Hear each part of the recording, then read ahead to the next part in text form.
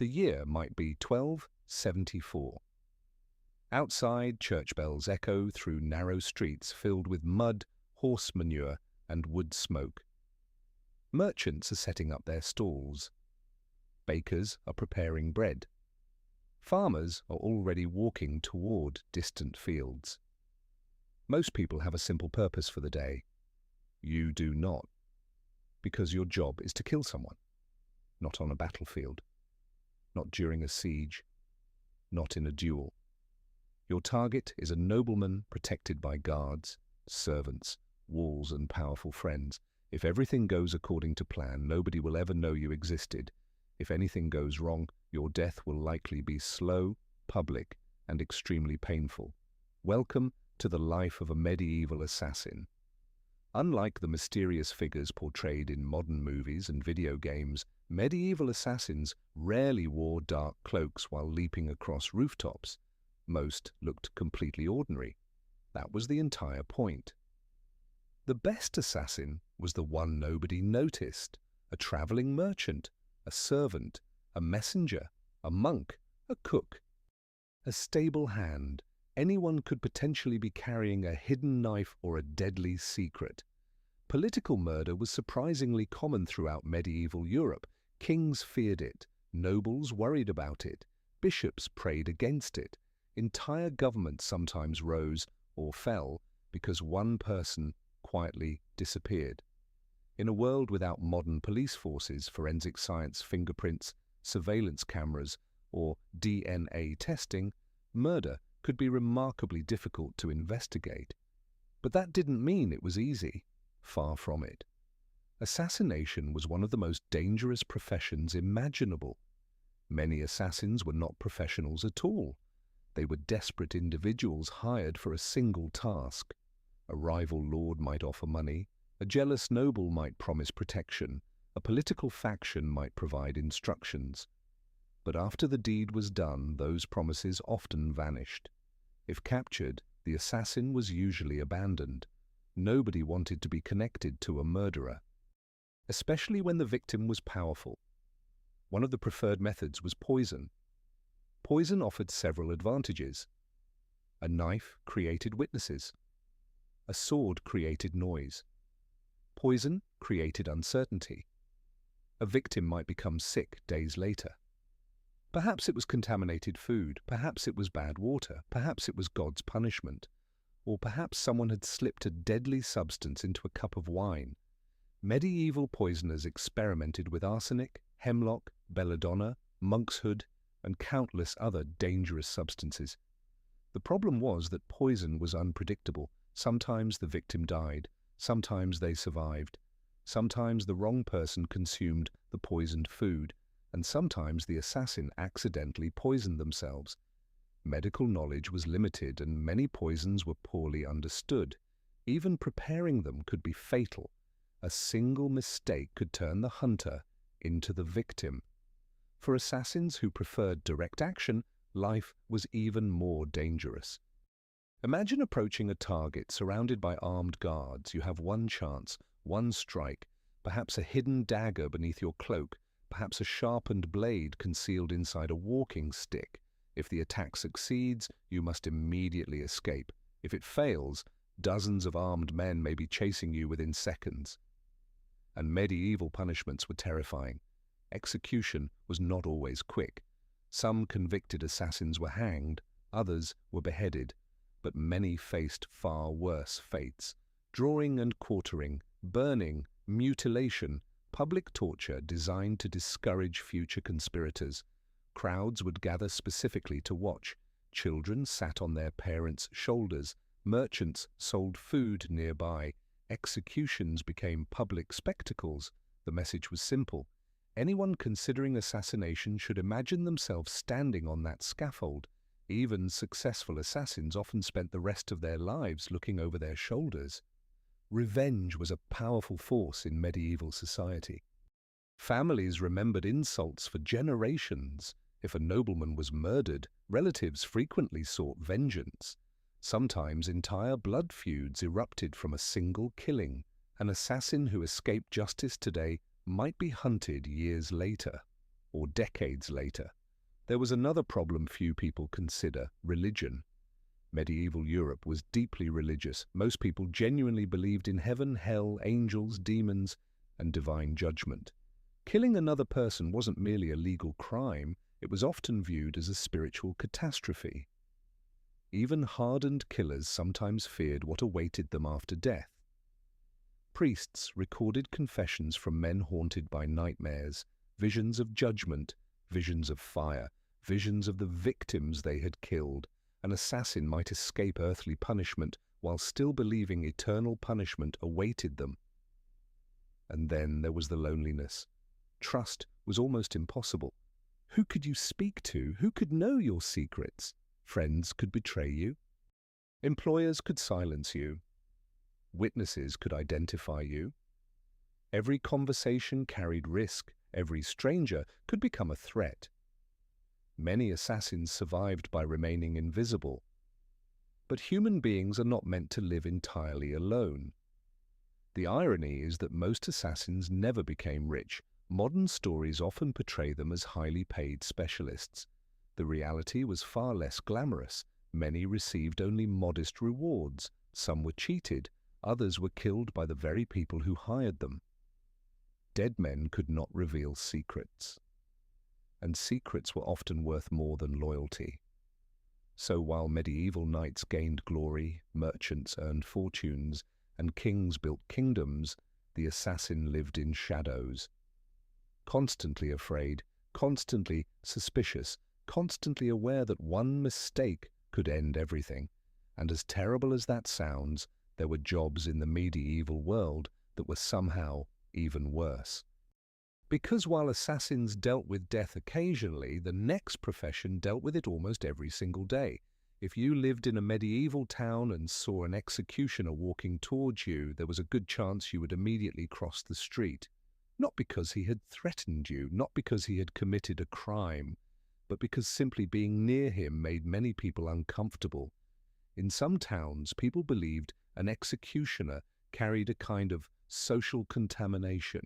He touched death for a living. He handled criminals. He cut off heads, whipped prisoners, branded thieves, and sometimes tortured suspects. Everyone needed him. Almost nobody wanted to be his friend. And that was only the beginning of why it sucked to be a medieval executioner. Imagine waking up before sunrise in the year 1350. The town square is still quiet. Market stalls stand empty. A thin mist hangs over the streets. But today is execution day. Word has already spread. By noon, hundreds or even thousands of people may gather to watch. For many medieval townspeople, public executions were a form of entertainment. There were no movies, no television, no internet. When an execution was announced, entire families sometimes traveled from nearby villages to witness it. Children came, merchants came, priests came, nobles came. Everyone wanted to see justice carried out, and you were the man responsible for delivering it. The ideal execution was quick, clean, professional. One strike, a single blow of the sword or axe. The crowd would nod approvingly. The condemned would suffer little. The authorities would be satisfied. Unfortunately, reality often refused to cooperate. Human beings are not wooden blocks. Necks are difficult targets. People move. People panic. People cry. People struggle. And executioners were human too. Sometimes they missed. Historical records contain horrifying accounts of executioners requiring multiple blows to complete a beheading. 2 strikes, 3 strikes, sometimes even more. The crowd would become restless. Family members screamed. The condemned suffered terribly, and everyone blamed the executioner. Imagine carrying that memory for the rest of your life. One terrible mistake witnessed by an entire town. The pressure was enormous. An executioner had to remain calm while standing before hundreds of spectators. His hands could not shake. His aim could not fail. His tools had to be perfectly maintained. Many executioners spent hours sharpening their swords, not because they loved their work, because a dull blade could turn a difficult job into a nightmare, and executions were only part of the profession. Many executioners also performed punishments that lasted much longer. Whippings, brandings, mutilations, public humiliations. A thief might lose a hand, a counterfeiter might lose an ear. A criminal could be placed in stocks for days while crowds mocked and threw rotten food. The executioner carried out these sentences personally. Over time, he became the physical face of punishment itself. People feared him, resented him, sometimes hated him. Ironically, executioners were often among the few people with practical knowledge of human anatomy. Through years of work, they learned how muscles moved, how bones connected, how injuries affected the body. Some became surprisingly skilled healers. When a villager suffered a broken limb, they might secretly seek help from the same man who performed executions. It created a strange contradiction.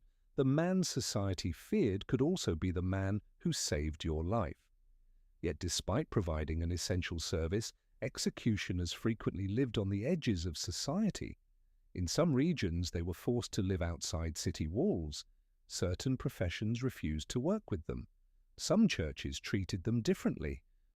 Marriage could be difficult because many families did not want their daughters associated with an executioner's household. Imagine spending your entire life performing a job everyone depends on while being treated like an outsider. Many executioners inherited the profession from their fathers, not because they wanted to, because few alternatives existed. If your father was an executioner, society often expected you to become one too. The stigma passed from generation to generation. A son might never choose his future. His future had already been chosen. The psychological burden could be crushing.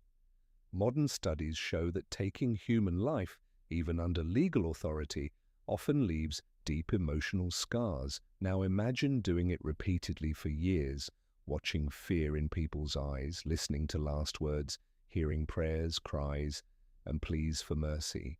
Some executioners became emotionally detached. Others turned to alcohol. Others struggled silently. Historical records rarely tell us what they felt. But they were human beings, and human beings remember things. Then came the worst assignments: traitors, rebels, political enemies. These executions attracted enormous crowds and tremendous pressure. If the condemned person was popular, the crowd might turn hostile. A single mistake could trigger riots. The executioner stood only a few feet from people who desperately wanted revenge. He needed courage just to walk onto the scaffold. And after everything was finished, after the crowds went home and the square became quiet again, the executioner remained, cleaning blood, maintaining equipment, preparing for the next sentence, because there was always another sentence, another criminal, another public spectacle, another day of carrying society's darkest responsibilities. The executioner spent his life surrounded by death, but the next medieval job was surrounded by something many people feared even more: disease. Because while executioners dealt with the dead after punishment, plague collectors dealt with the dead after one of history's most terrifying killers, the Black Death. Imagine waking up in the year 1349. The Black Death has arrived. The church bells are ringing again, and again, and again, not for weddings, not for celebrations, not even for Sunday worship. They are ringing because more people have died. Some towns lose dozens of people every day. Others lose hundreds. Entire families vanish within a week. Houses stand silent behind closed doors. Markets grow empty. Fields remain unworked. The smell of death hangs over everything. And your job is to collect the bodies. Welcome to one of the most horrifying professions in medieval Europe, the plague corpse collector. Every morning before sunrise, you push a cart through narrow streets lined with frightened homes. The wheels creak across mud and filth. The horse snorts clouds of steam into the cold air. Somewhere nearby, a woman is crying. A priest is praying. A dog is barking at a closed door that will never open again. You already know what awaits you. More bodies, lots of them. The Black Death swept across Europe between 1347 and 1353 and killed tens of millions of people. No one knew exactly what caused it. Some blamed bad air, some blamed divine punishment, others blamed planetary alignments or supernatural forces. Very few understood that fleas carried by rats were helping spread the disease. To most people, the plague felt like the end of the world, and corpse collectors stood directly in its path. Your first stop might be a small cottage. A cloth hangs from the door. Everyone understands what it means.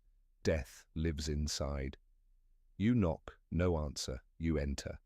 The room is dark, a candle burns beside a bed. A man lies motionless beneath a blanket. His skin is darkened, his body swollen. Large black buboes cover his neck and armpits. The smell is overwhelming. There is no time to mourn. There are too many dead waiting elsewhere. You wrap the body, lift it, carry it outside. Then move on to the next house, and the next, and the next. Sometimes entire households die before help arrives. Parents, children, grandparents, everyone. The collector enters a silent home and finds an entire family lying where they fell. One near the fireplace, another beside the table. A child still clutching a wooden toy. Even hardened workers struggled with scenes like these. The psychological burden was immense. Death became normal, and that might have been the most frightening part. After weeks of plague collection, some workers stopped reacting, not because they were cruel, because the human mind can only endure so much grief. At some point, survival requires emotional distance. Otherwise, the horror becomes unbearable. The physical dangers were equally terrifying. Unlike modern medical workers, medieval corpse collectors had almost no protection, no gloves, no disinfectants, no antibiotics, no understanding of bacteria. Some wrapped cloth around their faces, others carried herbs or flowers, believing pleasant smells could block disease. Many wore simple leather garments. None of it truly protected them. Every body represented danger. Every house represented danger. Every flea represented danger.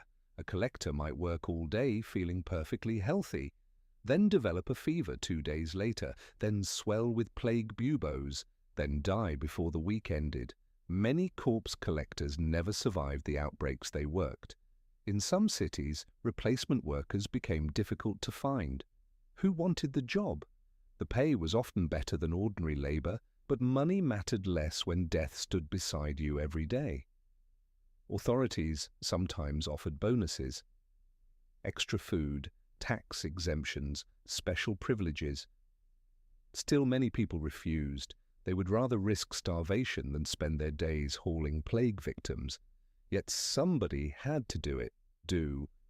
Without corpse collectors, bodies accumulated rapidly, and when bodies accumulated, panic followed. Historical accounts describe streets littered with corpses, churchyards overflowing, mass graves dug day and night.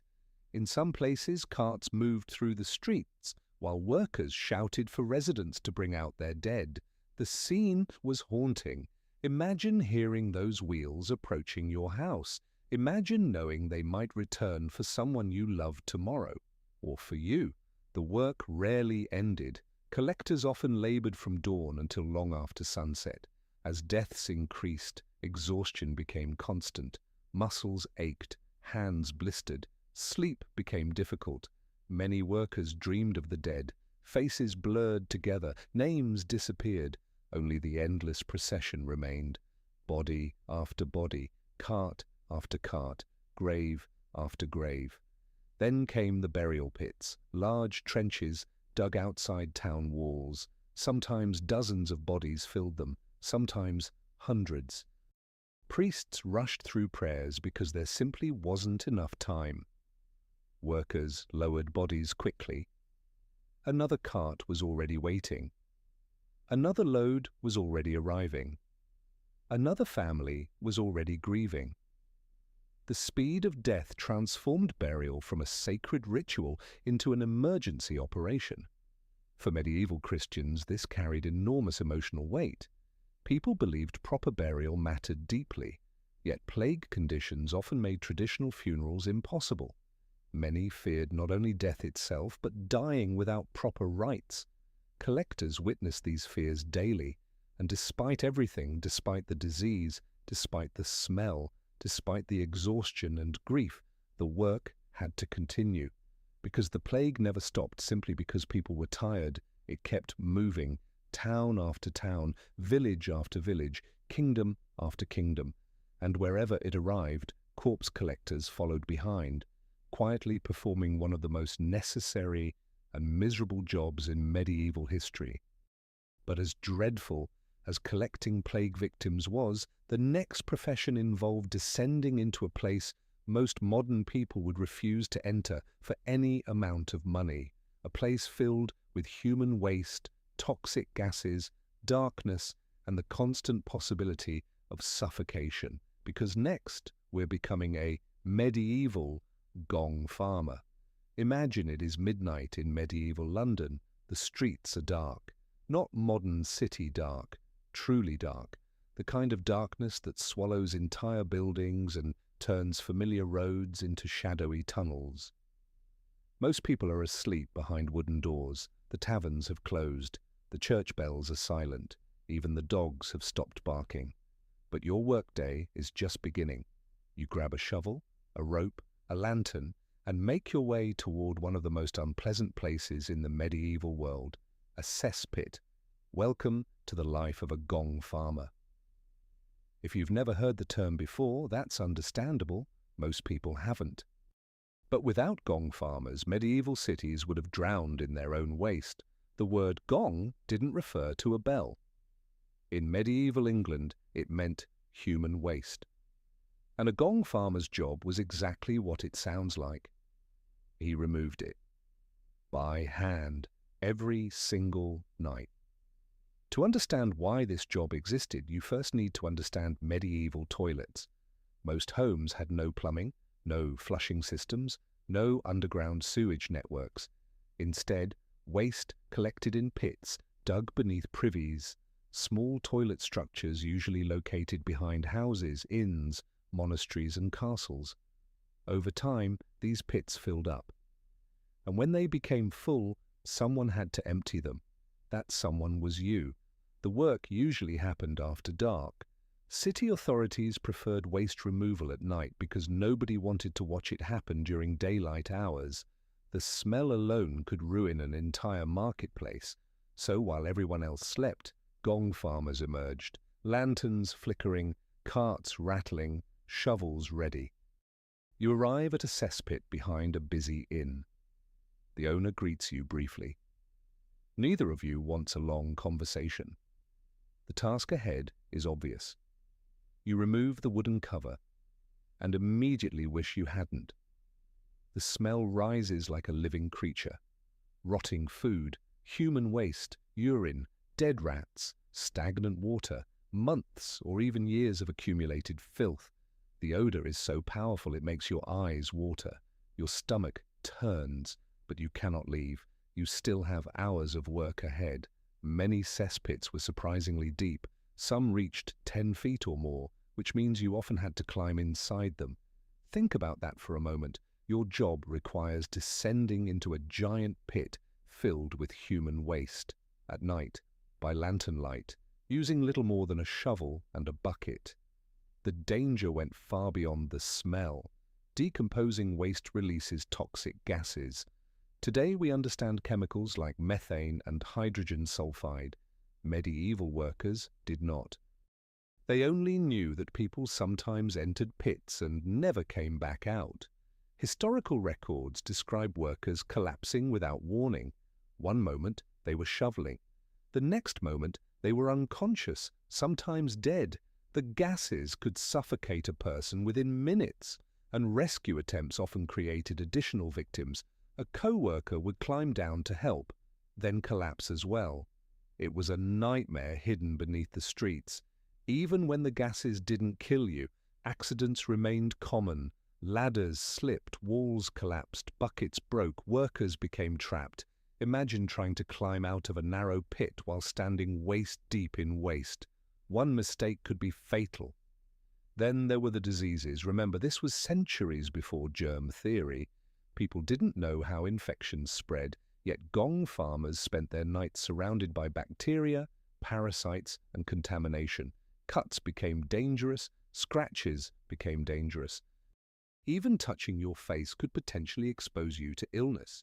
Many workers developed chronic health problems. Some died young, others carried infections for years. Yet despite everything, the job paid surprisingly well. In some cities, gong farmers earned more than ordinary laborers. There was a simple reason. Very few people wanted the position.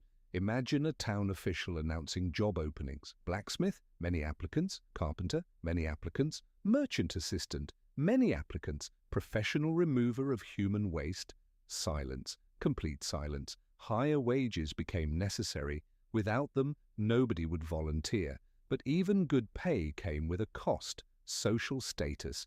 Much like executioners, gong farmers often lived on the margins of society. People appreciated the service. They did not necessarily appreciate the workers.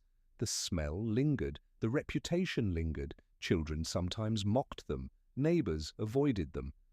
Many spent their lives performing essential work while receiving very little respect. The irony is that cities desperately needed them. Without waste removal, medieval urban life would quickly become impossible. Human waste contaminated water supplies, attracted insects, spread disease, created unbearable living conditions. Every successful city depended on sanitation, even if nobody wanted to think about it. Gong farmers were invisible heroes of medieval public health, though few would have described them that way. Their nights followed the same exhausting pattern: dig, shovel, lift, carry, repeat. Hour after hour, cart after cart, pit after pit. Then before sunrise they hauled the collected waste outside city walls. Sometimes it was dumped. Sometimes farmers purchased it as fertilizer.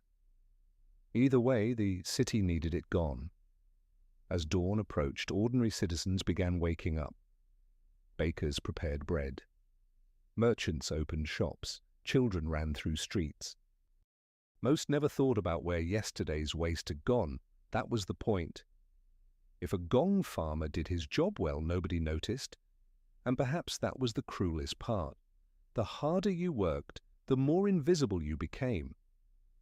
Still, as disgusting as this profession was, the next medieval job required something even more disturbing, because while gong farmers dealt with waste, the next profession dealt directly with human suffering. Their workplace was the dungeon. Their tools were chains, racks, and iron instruments, and their job was to make people talk. Next, we're becoming a medieval torturer. Imagine being summoned to a castle dungeon in the year 1425. The corridors are cold. The air smells of damp stone, mildew, sweat, and smoke from distant torches. Water drips somewhere in the darkness. The sound echoes endlessly through underground chambers. Most people entering these halls are terrified. Prisoners fear what awaits them. Guards fear the prisoners. Even nobles often feel uneasy. But you are expected to work here every day, because your job is to extract confessions. Welcome to one of the darkest professions of the Middle Ages, the medieval torturer. Today, torture is widely condemned and illegal in most countries, but in medieval Europe, many authorities considered it a legitimate investigative tool. Judges, magistrates, and rulers often believed that truth could be forced out of a person through pain. The logic was simple. If someone was innocent, perhaps they would endure.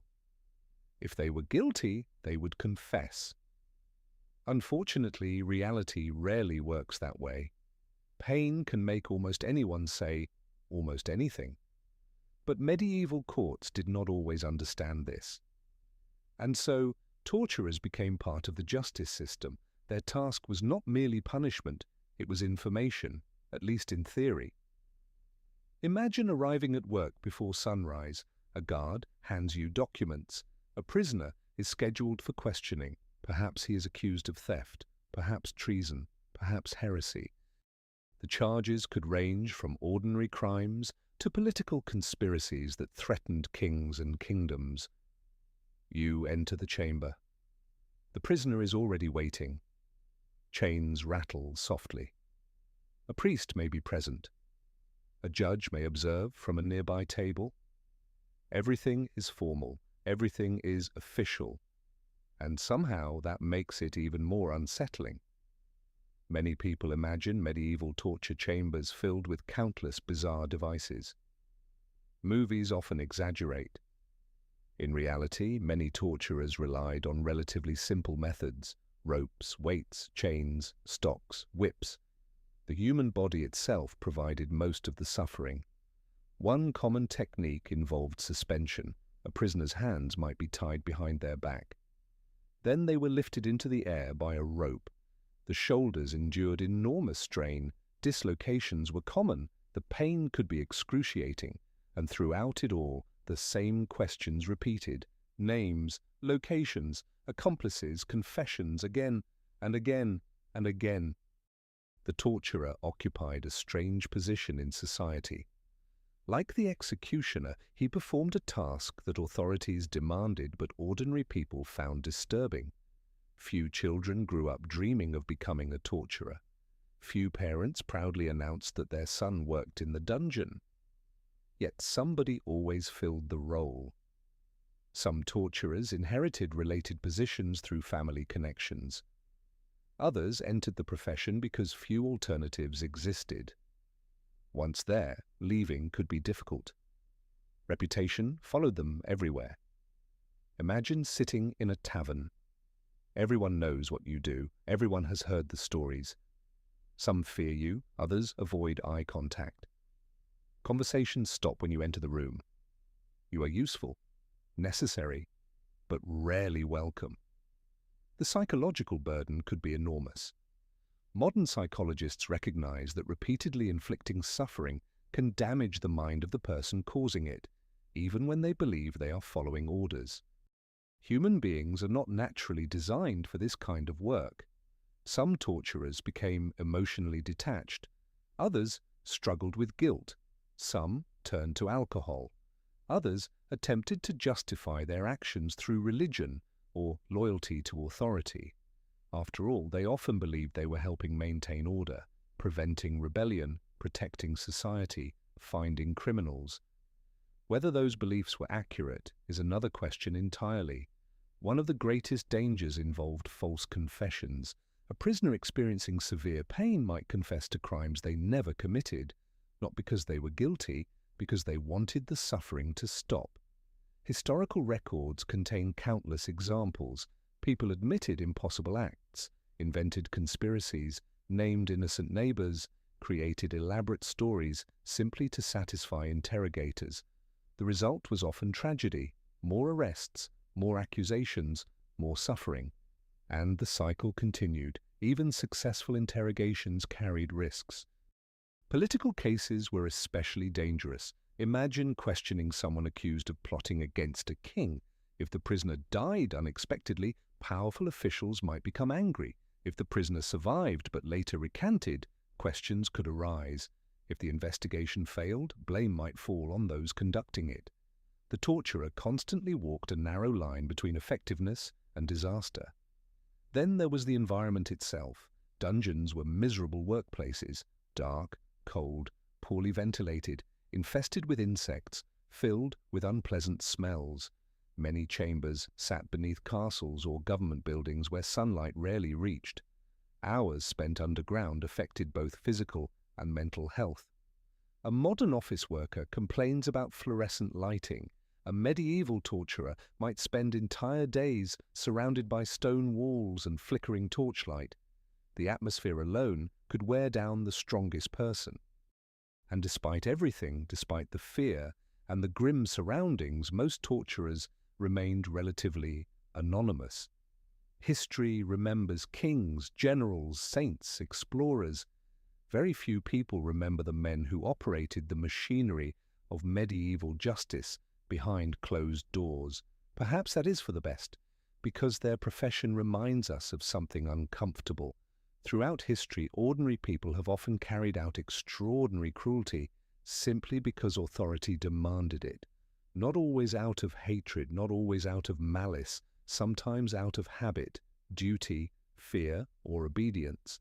And that reality may be more disturbing than any torture device. Yet even the torturer had one advantage over the final profession in our story. At least he usually knew who his enemies were. The next job required living among lies, secrets, betrayals, and constant suspicion. One wrong word could cost you your life.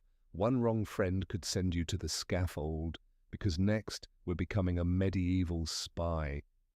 Imagine sitting alone in a crowded tavern in the year 1387. The room is warm. A fire crackles in the hearth. Merchants laugh over mugs of ale. Travellers exchange stories from distant towns. A musician quietly plucks the strings of a lute in the corner. To everyone around you, this looks like an ordinary evening, but for you, every conversation matters, every face matters. Every careless word could mean the difference between success and death, because you are not here for food. You are not here for music. You are not here for friendship. You are here to listen. Welcome to the dangerous world of the medieval spy. When most people think about espionage, they imagine modern intelligence agencies, encrypted communications, hidden cameras, and secret satellites. Medieval spies had none of those advantages. No secure radios, no coded emails, no instant communication, only memory, patience, and courage. A medieval spy lived in a world where information traveled slowly but could change everything. A king preparing for war, a noble planning rebellion, a merchant funding a rival faction, a bishop secretly supporting a political enemy. Any of these secrets could reshape an entire kingdom, and gathering those secrets often meant risking your life. Imagine receiving instructions from a royal advisor. Your mission is simple: travel to a neighboring kingdom. Learn whether its ruler is preparing for war. Return with proof. Simple in theory, terrifying in practice. The journey alone could take weeks. Roads were dangerous. Bandits prowled the countryside. Disease spread through crowded inns. Storms destroyed bridges. And all of those dangers existed before you even reached your target. Once you arrived, the real challenge began. Unlike soldiers, spies rarely wore uniforms. The entire purpose was to disappear into ordinary life. You might pretend to be a merchant, a pilgrim, a clerk, a wandering scholar, a sailor, a servant, anything that allowed you to move unnoticed. The problem was maintaining the lie. Every false identity required constant attention. Where were you born? Who are your parents? Why are you traveling? What goods are you selling? One inconsistent answer could raise suspicion. One suspicious guard could ruin everything. One clever official could uncover your entire operation. And medieval interrogations were not pleasant. If captured, spies were often treated harshly. Rulers viewed espionage as a serious threat. After all, armies depend upon secrets. Kings depend upon secrets. Power itself depends upon secrets. A captured spy might face imprisonment, execution, or worse. Many never returned home. Communication presented another enormous challenge. Suppose you discover valuable information. How do you deliver it?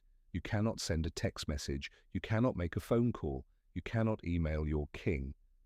You must physically transport the information yourself, across forests, across mountains, across borders, while hoping nobody searches your belongings. Some spies memorized entire reports to avoid carrying written evidence. Imagine remembering dozens of names, military positions, supply counts, castle locations, and political alliances without making a single mistake. A forgotten detail could cost lives. An inaccurate report could trigger war. The mental pressure was extraordinary. Then there was the loneliness. Unlike soldiers, spies rarely enjoyed camaraderie. A soldier marched beside companions, a spy trusted almost no one. Friendships became dangerous, relationships became dangerous, even family connections could become liabilities. The fewer people who knew your true purpose, the safer you remained. But safety came at a cost. Human beings need trust. Spies often survived by denying themselves that basic comfort. Some spent years living under false identities. Imagine pretending to be someone else for months at a time, perhaps years, always acting, always watching, always hiding. At some point, even you might begin forgetting where the disguise ends and the real person begins. History contains remarkable examples of medieval espionage. During wars, kings maintained networks of informants scattered across cities and courts. Merchants secretly reported troop movements. Clergy shared political rumors. Diplomats gathered intelligence while pretending to negotiate peace. Entire conflicts were shaped by information obtained through secret channels. Yet successful spies rarely received public recognition. That would defeat the purpose. A victorious knight might receive land, a famous general might receive titles, a successful spy often received silence. His greatest achievement was remaining unknown. If people knew his name, something had probably gone wrong. The irony is that spies sometimes prevented wars rather than causing them. Good intelligence allowed rulers to understand threats before armies marched. It exposed conspiracies, revealed weaknesses, provided opportunities for negotiation. The best spies could save thousands of lives, yet they rarely received credit. And when things failed, they often received blame. Imagine returning from a dangerous mission. You crossed hostile territory, risked execution, delivered critical information. Then a king ignores your warning, a battle is lost, a city falls. History remembers the defeat. Nobody remembers the spy who tried to prevent it. Such was the strange fate of many medieval intelligence agents. They lived in shadows, worked in shadows, and frequently disappeared into shadows, never celebrated, never fully trusted, never completely safe. And so as our journey through the darkest professions of the Middle Ages comes to an end, consider the people we have met tonight. The assassin who feared betrayal, the executioner shunned by society, the plague collector surrounded by death, the gong farmer buried in filth, the torturer trapped between duty and conscience, and the spy who could trust no one. These were not kings or heroes, they were ordinary people performing extraordinary jobs in an extraordinary age. The Middle Ages left behind magnificent castles, legendary battles, and stories of knights and queens. But beneath those grand tales existed another world, a world of difficult work, dangerous work, sometimes horrifying work. And if you've drifted through this story from the comfort of a warm bed in the modern world, you may have discovered something reassuring. For all its problems, modern life is still a little easier than being a medieval assassin, and for that perhaps we should all be grateful. Good night.